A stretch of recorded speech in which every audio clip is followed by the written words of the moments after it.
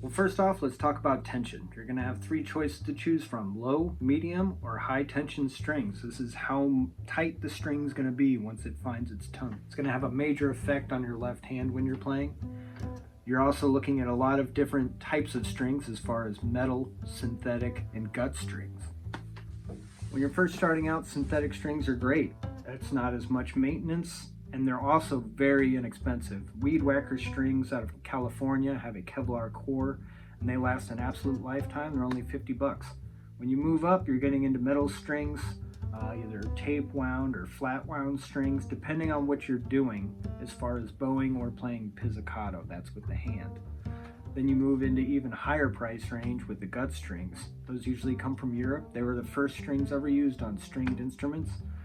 They're very hard to make and very expensive, but they sound great. Well, the price range, it depends on how much you're willing to put into it. When you're first starting off, $50 for a full set of strings for those weed whacker strings is a really great deal. But you do get what you pay for. You're going to work your way past that, and when you get into metal strings, you're looking at the $200 to $400 range. Gut strings, you're looking into the $300 to $500 range. A lot of these strings, like the ones I have now, average around $60, $70 per string. The strings that I prefer and the ones I'm using right now are Innovation Golden Slap strings. They're very low tension string, and they have a protective coating around them that actually helps with corrosion as far as the humidity of the South.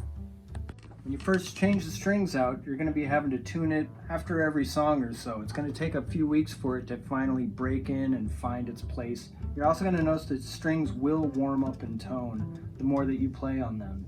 So don't be fooled by those first few weeks of having a tinny new string sound.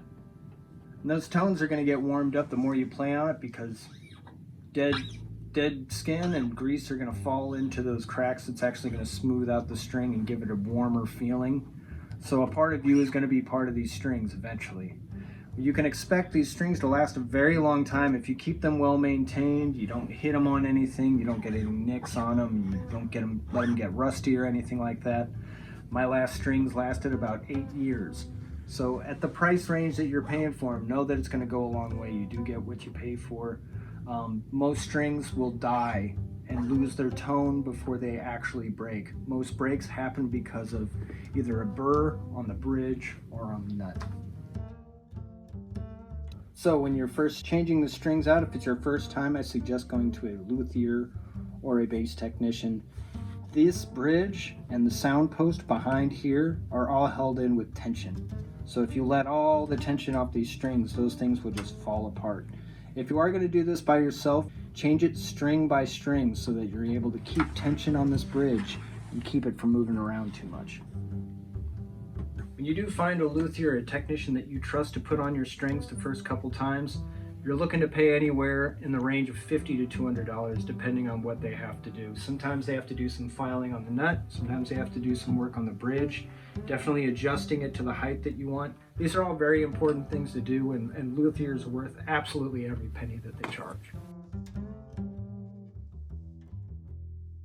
The hardest part is going to be finding which string you like the most and being able to play on as many as you can. I suggest going to your local music store if they have many upright basses. They're probably going to have different strings on each bass, so you can try out each one. When you see an upright bass player that you like, ask them kindly, can I play your bass, and try your strings out. Pick their brain a little bit on what they like to use. There's a lot of different options out there, and the more that you can play and try out different stuff, the more you're going to find out what you actually like. Well, hey, there's sure a lot of strings to choose from out there, different types, different tensions. I really hope this video helps you narrow down what you're looking for so you can have fun and keep playing as long as you can.